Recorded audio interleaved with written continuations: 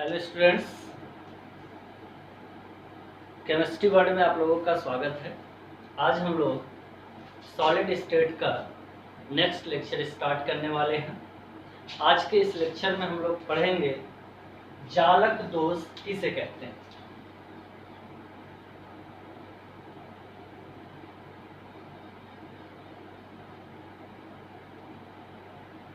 जालक दोष क्या होता है, हम इसके बारे में आज स्टार्ट करते हैं। देखते हैं कि जालक दोष कहते किसे हैं। तो जालक दोष क्या होता है बेटा, जब जालक में कुछ विशिष्ट छोटे कणों की जो व्यवस्था होती है वो परिवर्तित हो जाती है, तो इस प्रकार का जो दोष उत्पन्न होता है उसे हम लोग क्या बोलते हैं, जालक दोष।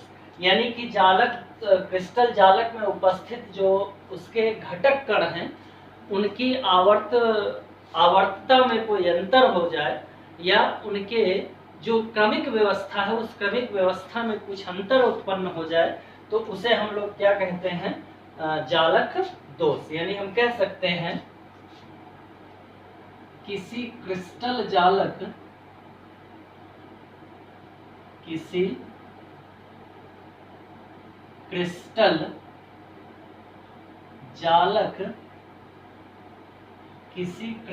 जालक में उपस्थित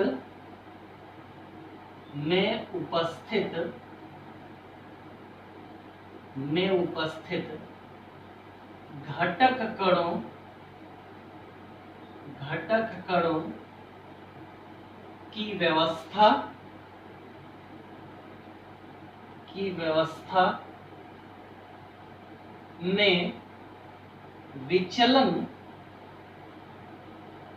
की व्यवस्था में विचलन जालक दोष कहलाता है।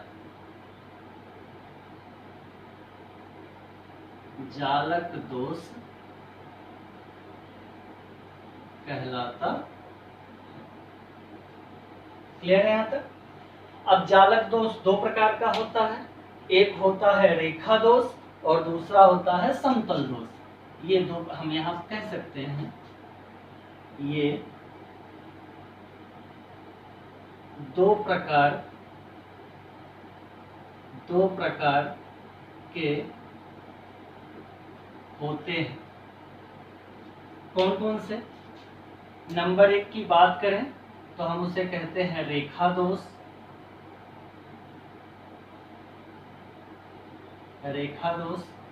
और नंबर दो समतल दोष।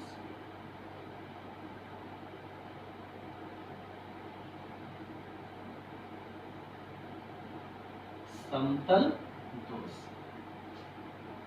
रेखा दोष की बात करें तो रेखा दोष क्या होता है, जरा ये आप लोग समझ लीजिए। जैसे मान लीजिए अपने पास कोई दो कण हैं, एक ए है दूसरा बी है। अब हमें इन कणों को मिला करके क्रिस्टल बनाना है, तो आपको पता है ए बी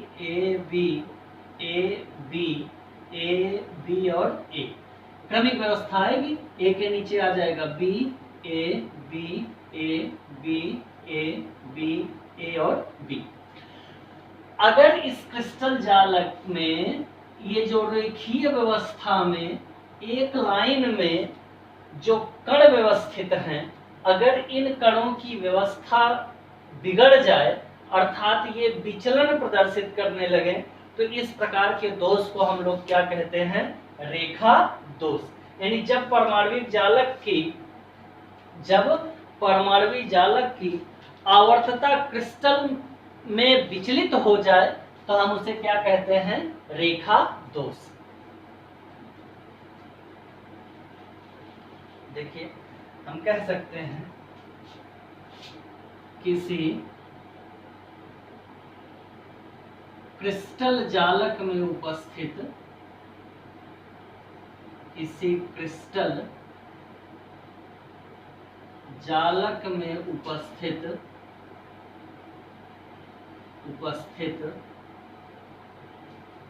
घटक कणों की आवर्तता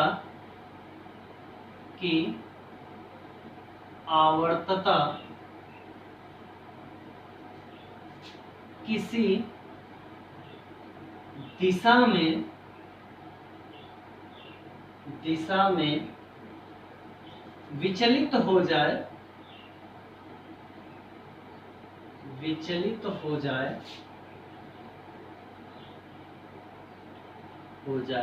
तो उसे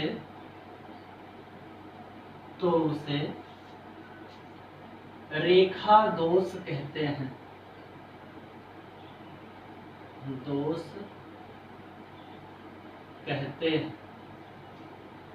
क्लियर? समतल दोष क्या होता है? किसी क्रिस्टल जालक में उपस्थित जो तल होते हैं उन तलों में अगर व्यवस्था विचलित हो जाए तो हम उसे क्या कहते हैं? समतल दोष। यानी कहा जा सकता है किसी क्रिस्टल जालक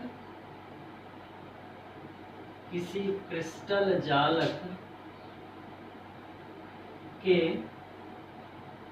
तलों में उपस्थित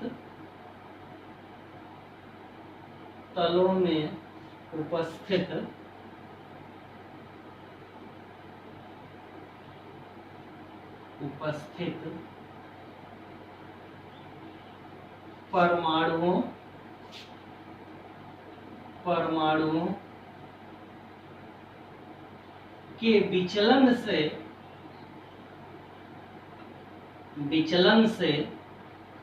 उत्पन्न दोष समतल दोष कहलाता है।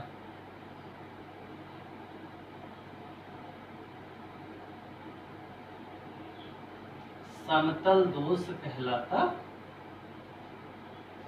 क्लियर है यहाँ तक? कोई दिक्कत? यानी जो पृष्ठीय भाग होगा उसके ऊपर जो कण होंगे अगर उन कणों में विचलन आ जाए अर्थात वो कण डिस्टर्ब हो जाए अपनी जगह से तो उस प्रकार का जो दोष कहलाएगा उसे हम लोग क्या बोलते हैं? समतल दोष। क्लियर है यहाँ तक? चलिए अब हम लोग आगे बढ़ते हैं, ठोसों के गुण पढ़ते हैं। देखते हैं बेटा ठोसों के गुण क्या होते हैं।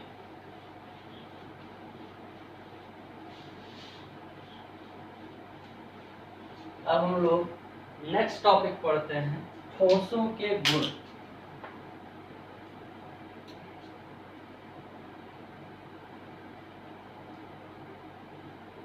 ठोसों के गुण देखते हैं कि ठोसों के गुण क्या क्या हो सकते हैं, हम किस आधार पर इसे व्यवस्थित कर सकते हैं। तो ठोसों के गुण में सबसे पहला नंबर 1 पढ़ते हैं, वैद्युत गुण।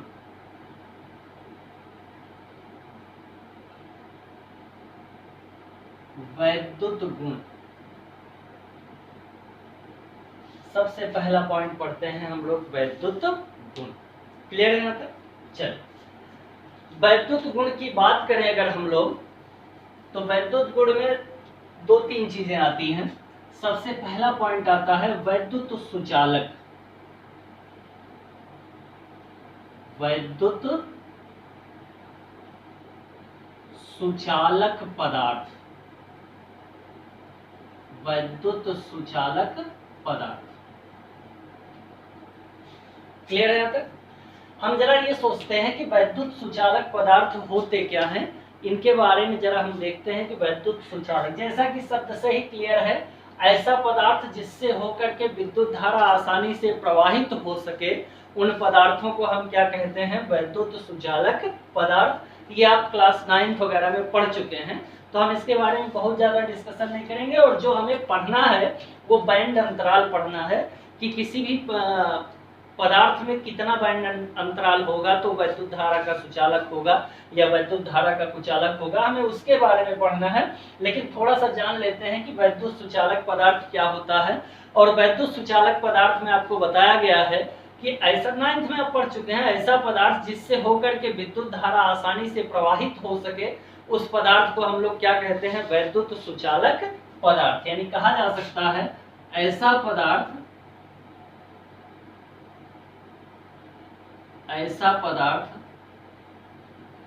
जिससे होकर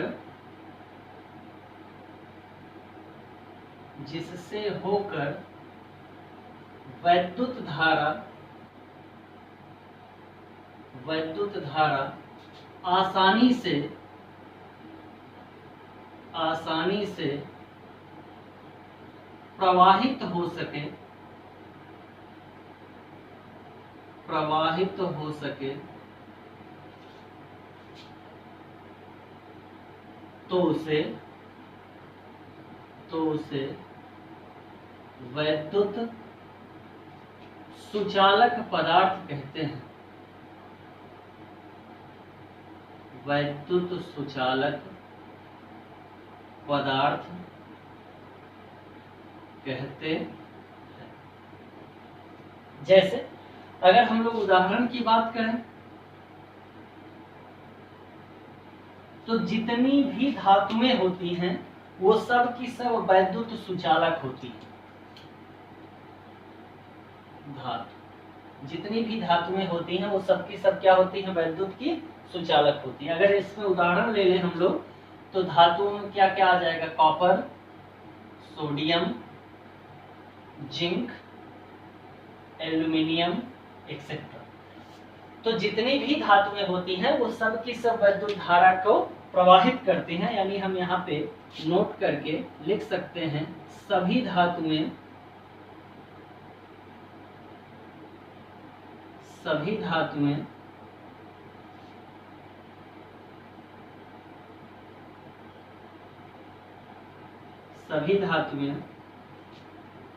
विद्युत धारा का प्रवाह करती हैं। विद्युत धारा का प्रवाह करती है। क्योंकि इनमें मुक्त इलेक्ट्रॉन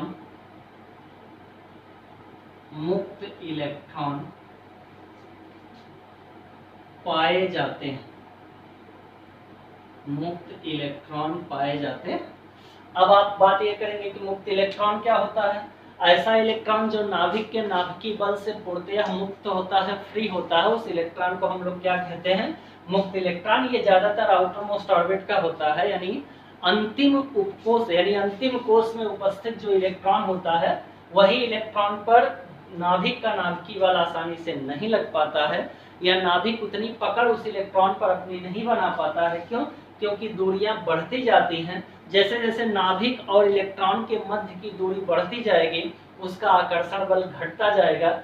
क्योंकि आपने पढ़ा है कि F = Q1 Q2/r², यानी डिस्टेंस बढ़ेगी तो बल घटेगा, डिस्टेंस घटेगी, दूरी घटेगी तो बल बढ़ेगा। तो इनमें मुक्त इलेक्ट्रॉन पाए जाते हैं, यानी बाह्यतम कोष में उपस्थित इलेक्ट्रॉन को हम लोग मुक्त इलेक्ट्रॉन कहते हैं। और बाह्यतम कोष में उपस्थित इलेक्ट्रॉन नाभिक के नाभिकीय बल से पूरी तरह से मुक्त होता है, इसलिए हम उसे मुक्त इलेक्ट्रॉन कहते हैं। और वो धातुओं में आसानी से गति करता रहता है, और मुक्त इलेक्ट्रॉनों के गतिशील होने के कारण ही विद्युत धारा आसानी से प्रवाहित हो जाती है। अगर दूसरे टर्म्स की बात करें हम लोग तो हम लोग पढ़ेंगे विद्युत रोधी पदार्थ। ये तो पहला पॉइंट हो गया वैद्युत गुण में। दूसरा पॉइंट अगर हम लोग पढ़ें तो दूसरा पॉइंट होता है विद्युत रोधी पदार्थ।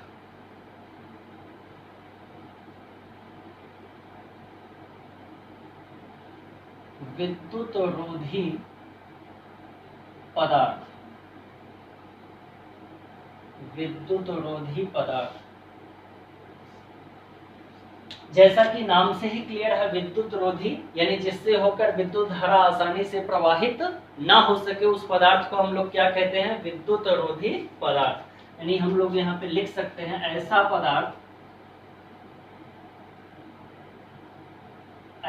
पदार्थ जिससे होकर वैद्युत धारा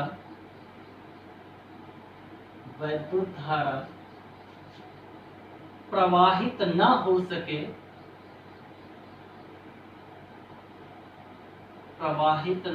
सके, उसे वैद्युत रोधी पदार्थ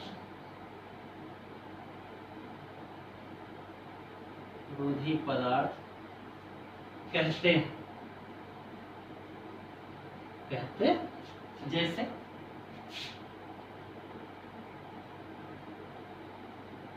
जैसे कार्बन, क्लियर, अधातु में, कार्बन भी अधातु है, अधातु, सभी अधातु में विद्युत की क्या होती हैं, उचालक होती है, और विद्युत धारा को प्रवाहित नहीं करती। क्लियर है। कोई भी गैस ले लो, fluorine, chlorine, bromine, iodine, helium, neon, argon, krypton, इनसे होकर के कभी भी विद्युत धारा प्रवाहित नहीं होती है।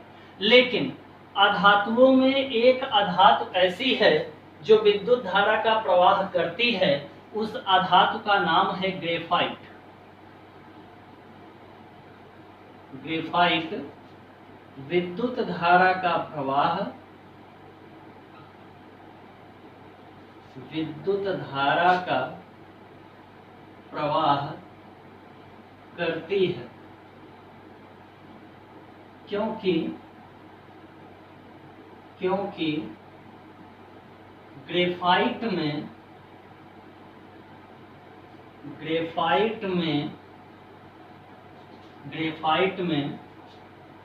मुक्त इलेक्ट्रॉन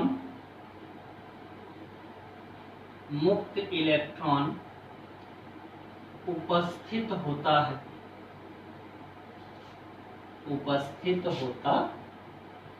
क्यों? क्योंकि ग्रेफाइट की जो संरचना होती है बेटा वो लेयर्ड वाइज होती है, यानी परत के ऊपर एक परत, उसके ऊपर एक परत। तो जो कार्बन का p ऑर्बिटल होता है उसके मध्य उपस्थित इलेक्ट्रॉन पूरी तरह से फ्री होता है, और उसी फ्री इलेक्ट्रॉन की उपस्थिति के होने के कारण ग्रेफाइट आसानी से विद्युत धारा का प्रवाह कर देती है। क्लियर है। इसमें कार्बन है, फास्फोरस है, सल्फर है, नियॉन है, आर्गन है, क्रिप्टन है, जेनन है, रेडन है, ये सब जितने भी धातुएं होती हैं वो विद्युत धारा का प्रवाह नहीं करती।